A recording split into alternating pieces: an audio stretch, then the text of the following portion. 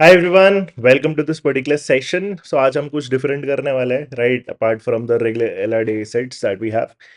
So today we'll be doing a session on the form filling for the CAT 25, and this video is specifically for those who haven't filled up the form till now, या फिर कुछ problems face कर रहे हैं, कुछ errors आ रहे हैं, जो भी इनके डाउट्स है, जो भी आपके डाउट्स है, वो हम इस पर्टिकुलर सेशन में क्लियर करेंगे by going with the entire step by step process to fill up this entire form. Right, I know it is already 2 weeks जब आपके फॉर्म्स आ चुके थे, बट स्टिल आई नो काफ़ी सारे आप में से अभी भी वेट कर रहे होगे, एंड उन्हीं के लिए स्पेसिफिकली मैंने वीडियो बनाया है. ठीक है, तो चलो फिर स्टार्ट करते हैं. सबसे पहले अपने को जाना है वेबसाइट के लिंक पे. तो वेबसाइट को एक्सेस करने के लिए सबसे पहले आपको क्या करना है, सिंपली आई एम कैट डाल दो. ठीक है, आई एम कैट डालते ही तुम्हारे पास जो मेन वेबसाइट है आई एम की, कैट की, वो आपके सामने आ जाएगी. Right, so this is official website. यहाँ पे तुम्हें काफ़ी सारी डिटेल्स मिल जाएंगे. अभी हम एक एक करके सब कुछ देख लेंगे इसमें. राइट, इसमें सबसे पहली चीज़ जो नोटिसेबल है वो ये ही है कि September 13 would be the last date, and please do not expect कि आपकी कैट अथॉरिटीज जो है वो डेट एक्सटेंड करेंगे. डेडलाइन एक्सटेंशन क्यों चाहिए? We still have 1 month to fill up this particular form. It is more than enough. Right, so make sure you fill up this form as soon as you can. Right, form fill up करके खत्म करो and then focus on your studies. तो सबसे पहला जो अपना step involve है, अगर आप एक नए कैंडिडेट हो तो सबसे पहले आपको क्या करना पड़ेगा, न्यू कैंडिडेट रजिस्ट्रेशन पे जाना पड़ेगा. ठीक है, पहले यहीं से शुरुआत करनी है.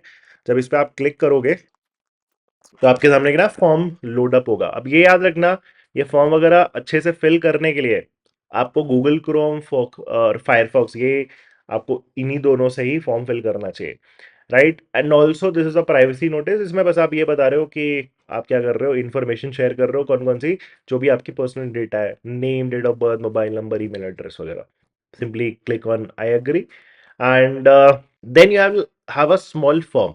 अब ये फॉर्म में जो डिटेल्स है, it is very important, because फिर ये चीज चेंज नहीं होती है. ये बाकी जो पूरा फॉर्म है उसमें यही सब चलेगा अपना. ठीक है, जैसे नेम ऑफ कैंडिडेट. नाउ सबसे पहले name of candidate is very important to note. ये आपको अपना वही डालना है जो आपने अपने 10 सर्टिफिकेट में डाल रखा है. ठीक है, क्योंकि वही चीज आगे भी कंटिन्यू होती रहती है, उसी को यूज कर करके आपके बाकी डॉक्यूमेंट्स भी बनते हैं. सो 10 सर्टिफिकेट में जो आपका कंप्लीट नेम दिख रहा है वही डालना है. Right, if your name is Vijay Kumar Singh, you don't have to put Vijay Singh. Right, if your name is Vijay Singh, you don't have to put Vijay Kumar Singh, ताकि बाद में आपको प्रॉब्लम ना आए. सो मेक श्योर कि आप अपना नेम करेक्ट डाल रहे हो. इसी के बाद अपना डेट ऑफ बर्थ भी करेक्ट डालना, बिकॉज बाकी जो आपका एज वगैरह सब कैलकुलेट होता है वो आपका डेट ऑफ बर्थ से ही कैलकुलेट होता है.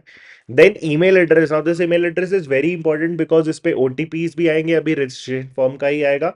एंड जो भी ऑफिशियल कम्युनिकेशन होती है कैट अथॉरिटीज के थ्रू, वो आपकी इसी ईमेल एड्रेस से होती है. ठीक है, और कहीं से नहीं होती है. तो इसी ईमेल एड्रेस पे आपके कॉल लेटर्स भी आएंगे कि इसी पर्टिकुलर कॉलेज का इस पर्टिकुलर XYZ डेट पे आपको इंटरव्यू भी है इस पर्टिकुलर सिटी में, वो भी इसी ईमेल एड्रेस पे आपको मेल आएगा. फाइनली जब तुम सेलेक्ट हो जाओगे किसी IIM में, उसका भी मेल तुम्हें इसी पर्टिकुलर ईमेल एड्रेस पे ही आएगा. सो मेक श्योर कि आप वो ईमेल एड्रेस डाल रहे हो जो आप रेडली एक्सेस करते हो. आईडी पासवर्ड उसका आपको दिमाग में सेट है, बार बार आप फॉरगेट पासवर्ड भी नहीं कर रहे हो. ठीक है, सो वो ईमेल एड्रेस आपने डालना है, गलत नहीं डालना है. Then do a confirm email address. Same email address वापस कॉपी पेस्ट कर देना. You have to type it by the way. Then country में करेक्ट कंट्री सेलेक्ट कर लेना जो भी तुम्हारा है, प्रोबेबली इंडिया. अगर NRI कैंडिडेट है तो ऑब्वियसली आप बाहर का सिलेक्ट करेंगे. Then mobile number. अब ये भी मोबाइल नंबर आपका करेक्ट होना चाहिए, बिकॉज इस पे अभी क्या आएगा, आपके पास तुरंत से एक OTP आएगा. ठीक है, सो मोबाइल नंबर करेक्ट डाल देना, और वही चीज तुम कंफर्म मोबाइल नंबर में भी डाल देना. Then you will do a generate OTP. अब जनरेट OTP से दो जगह तुम्हारे पास OTP जाता है ऐसे. एक तुम्हारा ईमेल एड्रेस पे जाएगा, और एक तुम्हारे जो अभी तुमने फोन नंबर डाला था उस पे जाएगा. So once you do a generate OTP, तो तुम्हें दोनों जगह के OTP को वापस से फिल करना पड़ेगा. स्क्रीन पे जनरेट OTP करोगे तो एक नई विंडो से छोटी सी बन के आएगी. उसमें तुम मोबाइल नंबर का OTP डालोगे, वैलिडेट OTP करना. ईमेल एड्रेस पे जो OTP आया होगा वो डाल के वैलिडेट OTP करना. तो ऑटोमेटिकली फिर तुम्हारे मोबाइल नंबर और ईमेल एड्रेस जो होंगे दोनों वेरीफाई हो जाएंगे. Once you done with that, ये फाइनल कैप्चा फिल करके आई एग्री कर दोगे. एक और कैप्चा आएगा once you do a final confirmation, तो तुम्हारे पास सक्सेसफुली रजिस्टर्ड का मैसेज भी आ जाएगा. और इसके साथ ये जो वेबसाइट है तुम्हारी, जो एप्लीकेशन फॉर्म है, इसको फिल करने के लिए तुम्हारे पास एक एप्लीकेशन ID जनरेट होगी, और उसी के साथ एक पासवर्ड भी जनरेट होगा। तो वो एप्लीकेशन आईडी और पासवर्ड जो है वो तुम्हारे पास फोन नंबर जो आपने रजिस्टर्ड फोन नंबर डाला है उस पे एक मैसेज के फॉर्म में भी आ जाएगा, right. So that is the first step. I hope इसमें किसी को कुछ भी डाउट नहीं है। ये तुम्हारा फर्स्ट स्टेप होने वाला है to fill up this particular form. Once you are done with this, I can actually go and safely close this. Once you are done with this, तो तुम्हारे पास जो एप्लीकेशन आईडी और पासवर्ड आया होगा, इसको यूज करके तुम्हें अब क्या करना है, अपना बाकी का फॉर्म फिल करना है। नाउ बाकी का फॉर्म कैसे एक्सेस होगा, रजिस्टर्ड कैंडिडेट लॉगिन से, ठीक है। तो अब तुम्हारा जो सेकंड स्टेप है वो रजिस्टर्ड कैंडिडेट लॉगिन पे है। So once you click on this, तो तुम्हें प्रॉम्प्ट मिलेगा यूजर आईडी और पासवर्ड इनपुट करने का। तो यहां पे जाके तुम्हें क्या करना है, अपना यूजर आईडी और पासवर्ड इनपुट करना है। इन केस आप भूल जाओ, so you always have the option to redo this, forget user ID या फिर पासवर्ड, ठीक है। कुछ रेलेवेंट डिटेल्स डालोगे तो तुम्हारे पास मेल में और मैसेज में वापस से फिर से तुम्हारे पास आईडी और पासवर्ड मिलके आ जाएंगे, ठीक है। So user ID I already have, let's do this and then password.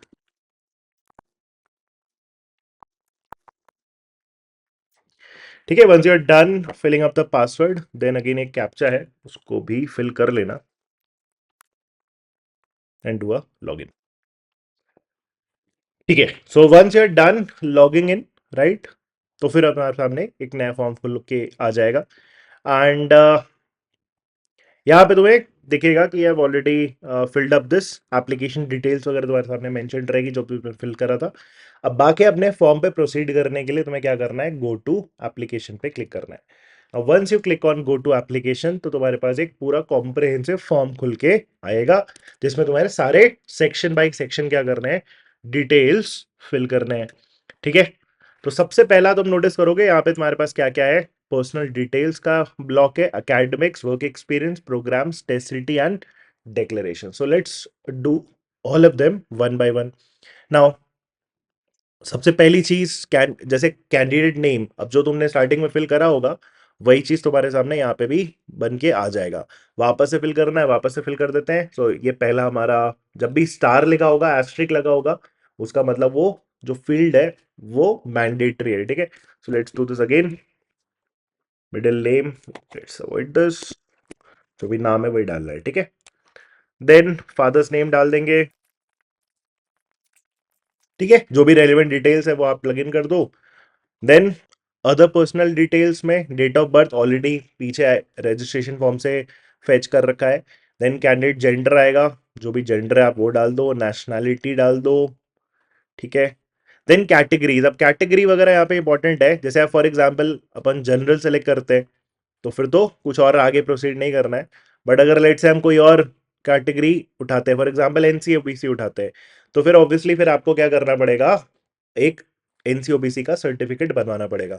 अब एनसीओबीसी का जो सर्टिफिकेट है वो आपको प्रिस्क्राइब्ड अथॉरिटी से बनवाना पड़ेगा। यहाँ पे जो आपका मेन वेबसाइट था, यहाँ ही पे तुम्हारे पास क्या है, सर्टिफिकेट का एक डॉक्यूमेंट भी है, राइट। फॉर एग्जांपल एनसीओबीसी सर्टिफिकेट अगर आप यहाँ पे क्लिक करोगे तो आपको एक फॉर्मेट मिल जाएगा, इसी फॉर्मेट में आप बनवा सकते हो।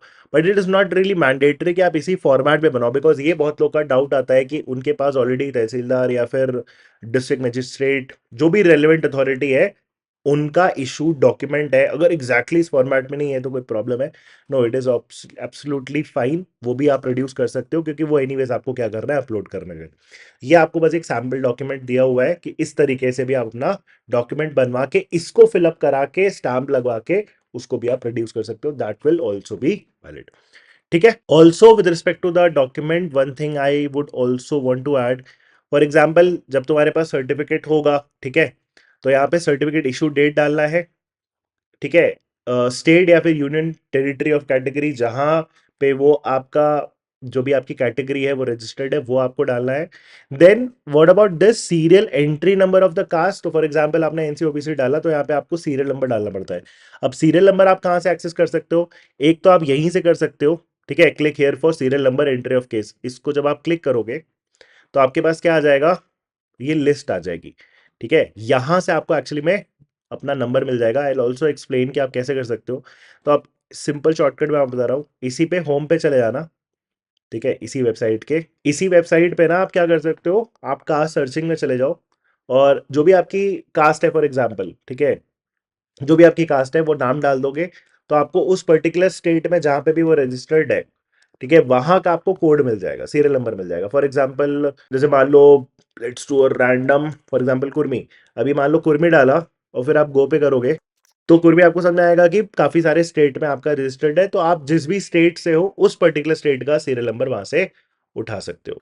ठीक है, जैसे मान लो कुछ भी, फॉर एग्जाम्पल जाट को आया, ठीक है, इस पे गो करोगे तो ये ओडिशा की रजिस्टर्ड है तो वहीं पे ऑब्वियसली हो रहा होगा, तो वहां पे आपका एंट्री नंबर 46 है, तो वहां पे फॉर्म में यहाँ पे जो ब्लॉक है ना, ये जो सेक्शन है C entry number of the caste, वहां पे आपको वो नंबर डालना है and also the caste name as well. Right, I hope this is clear. Okay, and इसी तरीके से तुम बाकी भी सेलेक्ट कर सकते हो, तो बाकी में फिर सीरियल नंबर वगैरह का कोई पॉइंट नहीं होता है। ठीक है, तो रेलेवेंट जो भी है आपका उसमें आप प्लग इन कर दो। I hope this is clear जो भी है। Let's put that general. Now next, do you belong to persons of disabilities, PWD category में अगर आप बिलोंग करते हो तो यस कर दो, फर्दर इन्फॉर्मेशन के लिए खुल जाएगा, अगर नहीं तो नो कर दो। जैसे अगर आपने यस करा तो ये फर्दर इन्फॉर्मेशन खुलेगी इसमें, तो जो भी आपके पास रेलेवेंट डॉक्यूमेंट होगा उस पर आपको सारी डिटेल्स मिल जाएगी, PWD category, measurable and PWD UDID number if you have, because this is not mandatory. ठीक है, देन अगर आप व्हीलचेयर सपोर्ट चाहते हो टेस्ट सेंटर पे, सो क्लिक यस, नहीं तो नो पे क्लिक कर देना। एंड अगर स्क्राइब चाहते हो, someone else writing the test for you, right scribe, तो फिर आपने वहां पे करना है। ठीक है, बाकी अगर फर्दर डिटेल्स आप चाहते हो तो यहाँ पे भी आपको मेन पीडब्ल्यूडी के एफएक्यूज वगैरह होंगे मेन वेबसाइट पे। ठीक है, राइट, डिसेबिलिटी सर्टिफिकेट, पीडब्ल्यूडी, ये सब आप एक्सेस कर सकते हो और यहां से आपको मिल जाएंगी बाकी की details. Also also one very important thing, यहाँ पे ना अंडरटेकिंग भी मिलेगा आपको एनसीओबीसी और ईडब्ल्यूएस सर्टिफिकेट का। ना अंडरटेकिंग का क्या मतलब होता है, फॉर एग्जाम्पल आपके पास मान लो आपने अप्लाई कर रखा है, ठीक है, आपने सर्टिफिकेट के लिए अप्लाई कर रखा है, बट वो तुरंत से मिलता तो है नहीं, उसको मिलने में अगर आपको टाइम है और अभी आप फॉर्म फिल कर रहे हो तो आप अपना पुराना वाला भी डाल सकते हो अगर आपके पास प्रीवियस ईयर का भी है, और साथ में आपको अंडरटेकिंग भी क्या करना पड़ेगा, फिल करना पड़ेगा। ठीक है, जैसे for example once you read this you understand why this document is very important. आपने जैसे सेकंड वर्ड में क्या बोला है, that at the time of submission of CAT 25 application form I do not have the required valid NCOBC EWS certificate, तो ये आप undertaking पहले सबमिट कर सकते हो and at the time of interviews आप क्या कर सकते हो, अपने जो एक्चुअल डॉक्यूमेंट्स है वो कैरी कर सकते हो।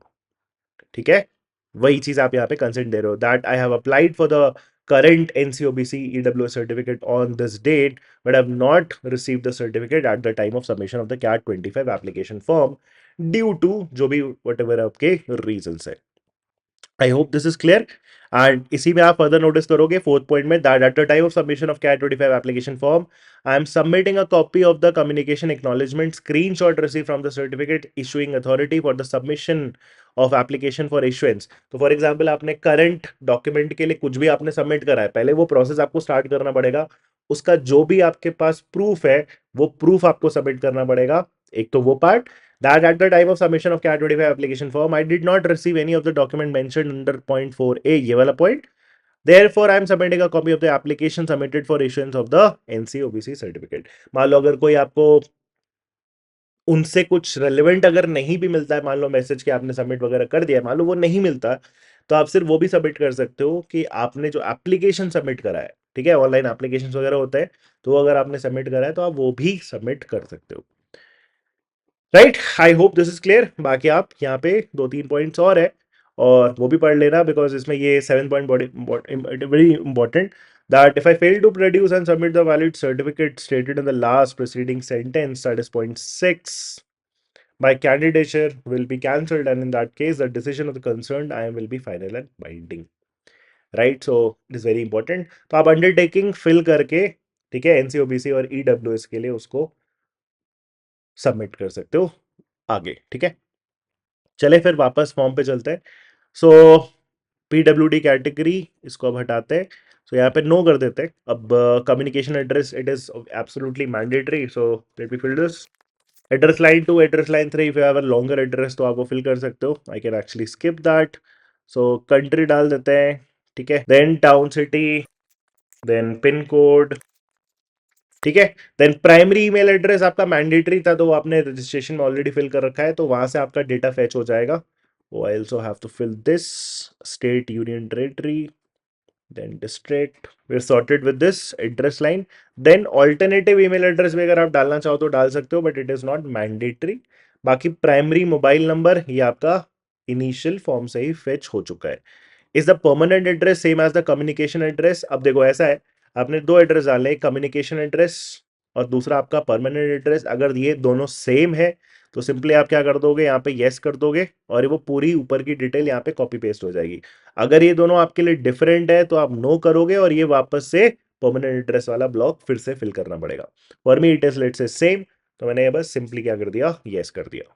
ठीक है, so this is done. Then emergency contact details, इसमें आप अपना किसी भी घर का फैमिली मेंबर का डिटेल डाल सकते हो. सो ठीक है, तो मोबाइल नंबर हमने डाल दिया एंड इसमें जो भी आपका रिलेशनशिप विद द कैंडिडेट है वो आप डाल सकते हो. ठीक है, सो इसमें कुछ भी डाल दो, लेट्स से ब्रदर डाल दिया, जो भी आपने डाल दिया. ठीक है, then documents to be uploaded वाला ब्लॉक खोलना. अब डॉक्यूमेंट्स टू बी अपलोडेड में एक बार आप नोट पे पढ़ोगे तो आपको काफी कुछ मिलेगा. सबसे पहला scanning the photograph, signature and valid NCOBC SCST certificate should be done using a scanner only.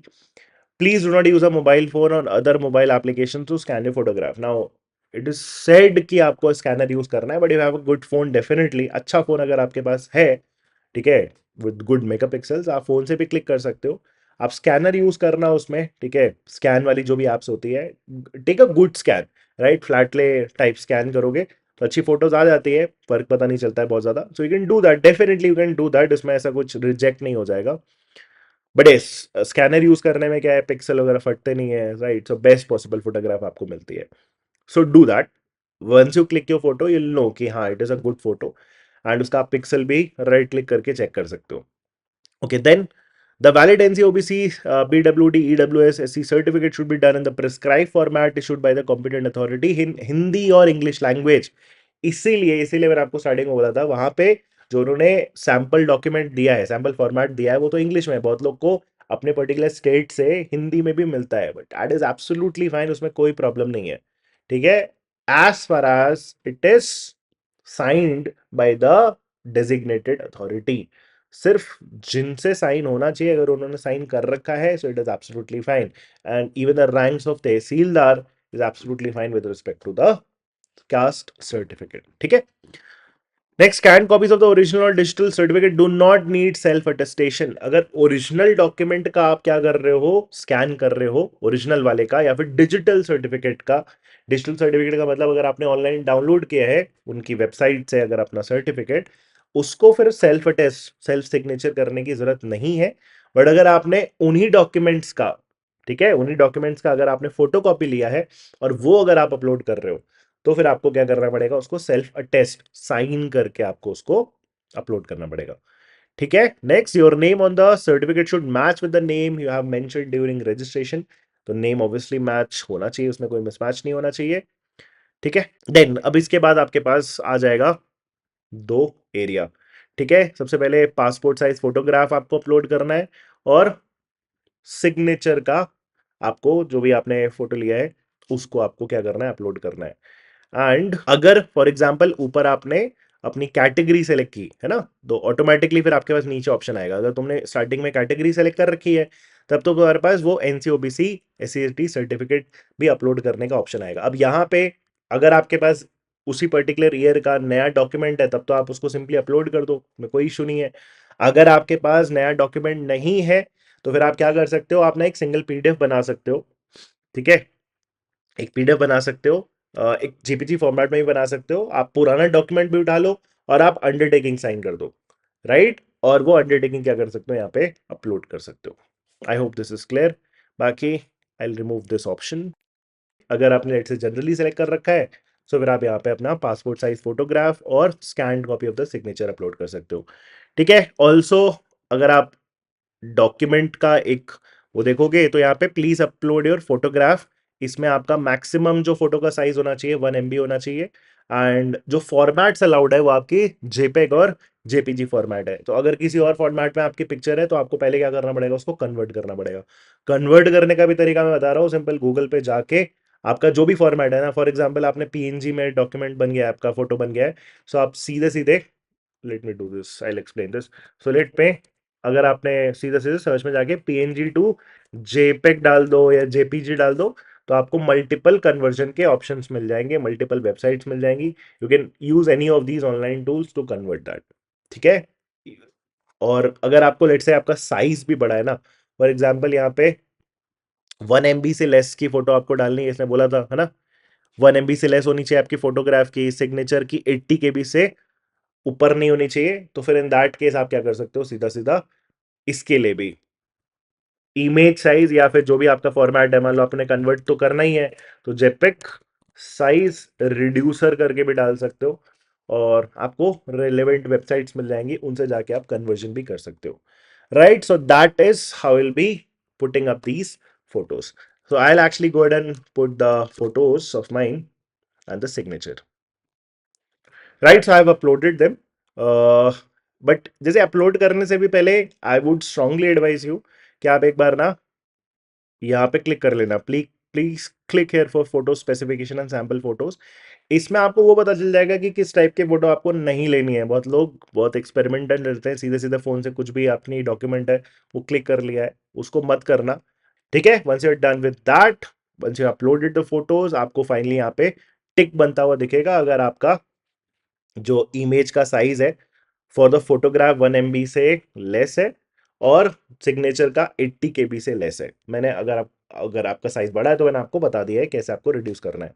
ठीक है, फॉर्मेट का ध्यान देना। Once you are done with that, बाकी यहाँ पे अपलोड करने के बाद आपका टिक सिंबल आ जाएगा, व्यू करके आप चेक भी कर लेना कि देखने में कैसे लगता है। Once you are done with that, simply go and click on save and next. ठीक है, तो व्यू करने को बोल रहा है तो व्यू हम कर लेते हैं। और मैंने क्या कर रखी है इसमें, चैट जीपीटी से रैंडम इमेज डाल रखी है, because I am anyways not submitting the form, right. I do not write test, I strictly believe not writing the test, because paper आपका एनी वेज एक हफ्ते बाद आ जाता है, so I do not write the test. So मैंने random image डाल रखी है, this is not me obviously, and signature भी व्यू कर लो। ठीक है, so these are all generated by ChatGPT. So once you're done with this, click on save and next. Your data is being now saved. Next अब आपका academics वाला part खुल जाएगा। Again very important, because आपको जो calls वगैरह आनी है सब कुछ इसी के बेस पे आनी है। सो अकेडमिक वाला पार्ट जल्दी से कर लेते हैं। सो सबसे पहले एसएससी 10th इक्विवेलेंट डिटेल्स, तो आपका 10th का एग्जाम का डालना है, राइट। अब जैसे मान लो मेरा सीबीएसई है तो मैंने सीबीएसई डालना है। सीबीएसई मंथ ऑफ कंप्लीशन ये आपको अपने मार्कशीट पे मिल जाएगा, और जो सर्टिफिकेट जनरेट होता था ना हाई स्कूल का, उस पे भी आपको मिल जाएगा। So let's to May for example, year जो भी आपका था उसको डाल दो। Then maximum marks inclusive all subjects, inclusive all subjects यहाँ पे इन्होंने समझा रखा है। Maximum marks inclusive all subjects indicate the summation of marks, maximum marks of all the subjects including electives if any, right. So for example अगर हमारे marksheet पे 5 subject है, 100 मार्क्स ईच के, तो मेरे को सीधा सीधा क्या डालना है, 500 डालना है। ठीक है, 6 सब्जेक्ट हैं, 100 मार्क्स ईच के, तो 600 डालना है। तो मैक्सिमम मार्क्स मुझे इनपुट करना है। टोटल मार्क्स ऑब्टेन जो भी आपका सारे सब्जेक्ट्स का आया उसको प्लग इन कर दो, राइट। देन जो आपका परसेंटेज निकल के आएगा, so I will do easy calculations, मुझे सिर्फ आपको बताना है। So let's not do too less. So जो आपका फाइनल एग्रीगेट परसेंटेज बन के आएगा उसको कैलकुलेट कर लो, 450 upon 500 into 100, this will be 90%। तो 90 अपने इसमें प्लग इन कर दिया। ठीक है, नेक्स्ट ट्वेल्थ, ट्वेल्थ का इंफॉर्मेशन डालना है, हाई स्कूल एग्जामिनेशन। ठीक है, तो ट्वेल्थ और इक्विवेलेंट है तो उसमें डाल दो, अगर डिप्लोमा है तो फिर आप डिप्लोमा में भी क्लिक कर सकते हो। तो ट्वेल्थ और इक्विवेलेंट डाल दिया। बोर्ड का नाम डालना है, लेट्स अगेन डू सीबीएसई, जो भी आपका बोर्ड है रेलिवेंट उसको डाल देना। Month of completion again let's do this.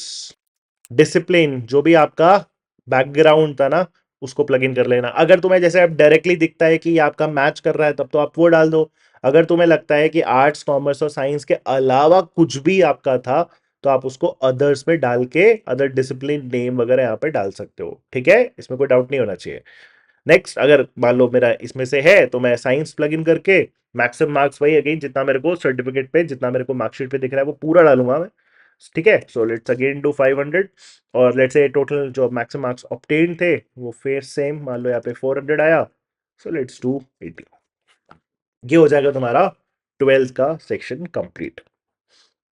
Then इसके बाद फर्स्ट बैचलर डिटेल, अभी क्या करना है अपने को, बैचलर डिटेल डालना है। नाउ बैचलर डिटेल में देखो इंपॉर्टेंट ये है, यहाँ पे फर्स्ट बैचलर डिटेल डाल रखा है। अब ये इसीलिए दिया हुआ है क्योंकि हमारे मल्टीपल बैचलर डिटेल्स भी हो सकते हैं। चलो फिर फिल करते हैं। तो first bachelor detail, are you in the final year of bachelor degree? अगर आप करेंटली परसुइंग हो तो फिर यस डाल दो, अगर खत्म हो चुका है राइट तो फिर नो डाल देना। Have you completed bachelors degree? Complete कर चुके हो तो यस डाल दो, अगर नो मतलब अगर आपने नहीं कंप्लीट किया है तो नो डाल दो। तो लेट्स से अगर मैंने कंप्लीट कर लिया है तो मैं नो डाल दूंगा सीधा सीधा। Have you completed bachelors degree?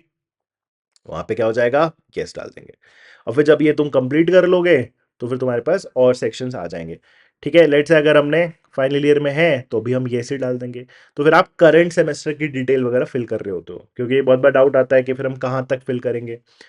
ठीक है, so let me do this. Let's say अगर हम are you in the final year of bachelor's degree अगर हमने नो कर रखा है, ठीक है, यहाँ पे भी हम नो करेंगे।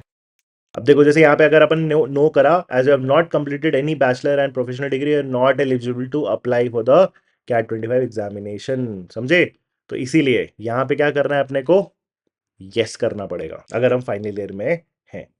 ठीक है, और अगर हमने कंप्लीट कर लिया है तो पहले मैं यहाँ पे नो करूंगा and have you completed bachelors degree में भी यस करूंगा। अगर मैंने यहाँ पे नो करा तो फिर से क्या हो जाएगा, देखो, as you have not completed degree are not eligible obviously. तो यहाँ पे क्या करना है मेरे को, नो करना है, have you completed bachelors degree में यस करना है मुझे। आप फाइनल ईयर में हो तो आप यहाँ पे यस करोगे और यहाँ पे क्या करोगे, नो करोगे। तो फिर करंट सेमेस्टर की भी डिटेल्स डालेंगे। अब जो भी आपका ड्यूरेशन है वो प्लग इन कर देना। For example for me it was BTech 4 years का programme. Type of university, so for me it was state university, state union territory of the university, जहाँ पे भी आपका यूनिवर्सिटी लोकेटेड था वो डाल दोगे। देन यूनिवर्सिटी नेम, इसमें अब आपको अगर दिख रहा है तो वो डाल दो। For example for me it was Uttar Pradesh technical and name of college it was IERT, right. And then degree name डाल दो, डिग्री नेम जो भी आपका रेलेवेंट है। For example for me it was BTech, but इसमें आपको दोनों ऑप्शन मिलेंगे, बीटेक भी मिलेगा और बी मिलेगा। तो यहां से आप अपना स्पेशलाइजेशन देख लेना, आप अपना डिग्री का नाम देख लेना। अगर डिग्री का नाम इस लिस्ट में मेंशन नहीं है देन क्लिक अदर्स, ठीक है, एंड उसमें आप डिग्री नेम डाल दो। इसमें देखो एक और चीज इसने बोला, select others if your degree name is not available in the drop down list and enter the details in the other text box। तो other मेरे को select करके यहाँ पे जो भी डिग्री का नाम मेंशन नहीं था वो हम यहाँ पे डाल देंगे। ठीक है, for me it was BTech, so I'll actually go ahead and find BTech, right? BTech and Bachelor of Technology। अगर BE है फॉर एग्जाम्पल इंजीनियरिंग में तो BE डालना, BTech मत डालना। ठीक है, so this is done।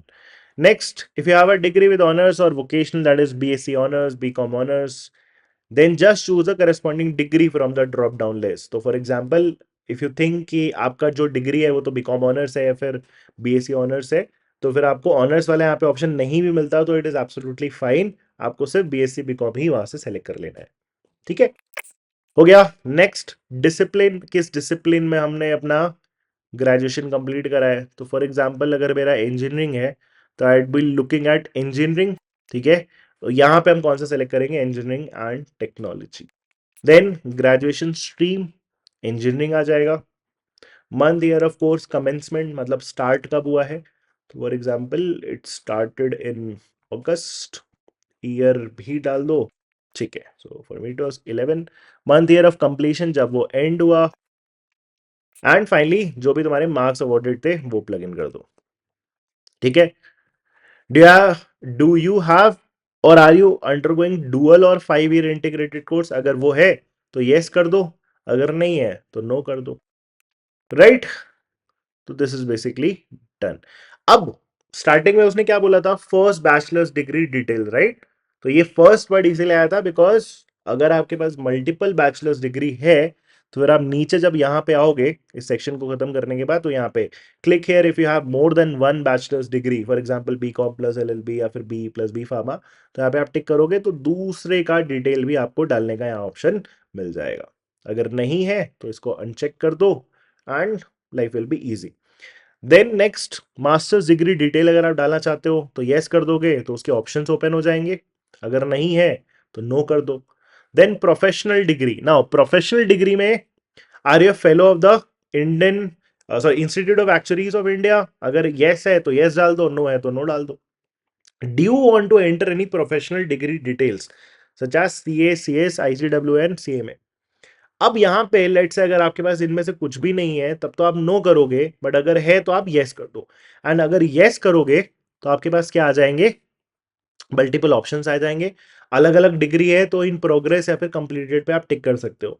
अब देखो यहाँ पे आपको मेन ध्यान ये देना है इन दिस पर्टिकुलर सेक्शन कि आप इनमें से जितने भी आप करंटली परस्यू कर रहे हो या फिर कंप्लीटेड है उन सब पे टिक करोगे, तो आप शोकेस करोगे सबको कि आपने ये सारे प्रोफेशनल कोर्सेज वगैरह कर रखे हैं। But if you once you come to this marks, तो आपको मार्क्स का क्या करना है, आप उसी का डालोगे जिसमें आपका हाईएस्ट आया। और यहाँ पे इन्होंने मेंशन भी किया है, specify the following details for the professional degree in which you scored the highest percentage of marks.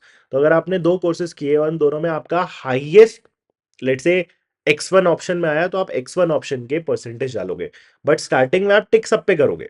Make sure that ऐसा नहीं है कि जिसका आप यहाँ पे डाल रहे हो उसी का आप यहाँ पे सिर्फ टिक कर रहे हो। तो टिक मैं इन दोनों में कर सकता हूँ for example, but let's say अगर मेरा सीए में हाईएस्ट है परसेंटेज, तो मैं यहाँ पे जब मार्क्स वगैरह की बात आएगी तो मैं सीए की डिटेल्स डालूंगा। I hope this is clear. बाकी I'll actually put this no. Once you're done with this academic वाला part, it's sorted, और save और next कर सकते हो। ठीक है, और जब भी लगता है तुम्हें पार्शली आपने फॉर्म फिल कर लिया है, यू नीड अ ब्रेक, तो आप सेव एंड नेक्स्ट करके भी आगे बढ़ सकते हो। ठीक है, और आपका जितना भी आपने डिटेल्स फिल किया है वो सब सेव्ड रहेगा। देन इसके बाद जो नेक्स्ट है हमारा वर्क एक्सपीरियंस का है। वर्क एक्सपीरियंस के नोट्स बहुत इंपॉर्टेंट है। Enter your work experience as on July 31st, तो जुलाई 31st तक का ही आपका डिटेल आता है। But don't worry too much, अभी आप जुलाई 31st तक का डाल रहे हो, बट अगर आपको इसी नंबर के बेसिस पे अगर आपको लेट्स से कॉल्स आती है तो जनवरी के टाइम पे फिर आपका फॉर्म रीओपन होता है। ये वाला फॉर्म नहीं, कॉलेजेस के आपके फॉर्म्स आते हैं, उन कॉलेज के जब हम प्रोफाइल फॉर्म्स फिल करते हैं तो वहाँ पे नॉर्मली जनवरी 31st तक की इंफॉर्मेशन होती है, तो वहाँ पे वर्क एक्सपीरियंस आपका और बढ़ जाता है। ठीक है, next, only full time experience after graduation must be entered. तो यहाँ पे बहुत बार डाउट आता है कि अगर ग्रेजुएशन से पहले का वर्क एक्स है तो क्या करेंगे। तो ग्रेजुएशन से पहले का वर्क एक्स काउंट नहीं होता है, ग्रेजुएशन के बाद का ही वर्क एक्स काउंट होगा।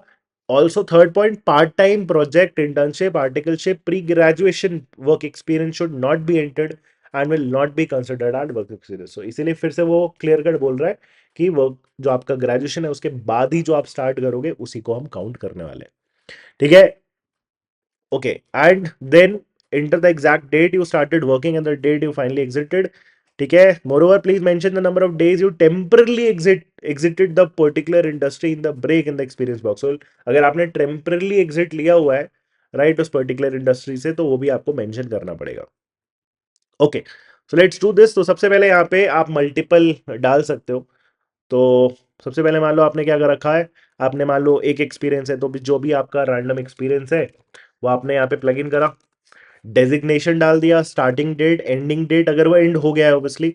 ठीक है, अगर ब्रेक हुआ है तो वो ब्रेक कितने दिन का हुआ है वो भी आप डाल दोगे।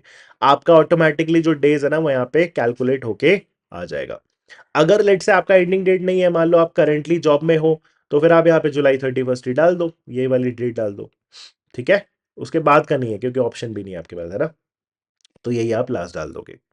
आई होप दिस इज क्लियर। ठीक है, एंड इसके बाद अब लेट से अगर तुम्हें लगता है कि तुम्हारे पास और भी वर्क एक्सपीरियंस है, एक सेकंड आपने जॉब ज्वाइन करी, तो इसको क्रोनोलॉजिकल ऑर्डर में भी डालना, ये भी इंपॉर्टेंट है। ठीक है, तो ये सबसे पहला डालना जब भी आपकी पहली जॉब है। मान लो एक और जॉब है, अब इसने फिल करने को बोला है, बट लेट से अगर आपके पास क्या है मल्टीपल जॉब्स है तो ये खत्म करने के बाद दूसरी जॉब, ऑब्वियसली मेक श्योर कि आपका जो इसका पहली जॉब का एंडिंग डेट है it is prior to the starting date of the second job. चलो इसको फिल कर देते हैं।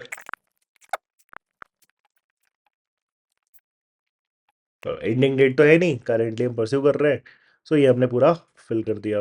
ठीक है, और जैसे मैंने इसमें जीरो डाला तो जो भी टोटल पूरा रेंज है वो सब कुछ क्या हो जाएगा, इसमें काउंट हो जाएगा।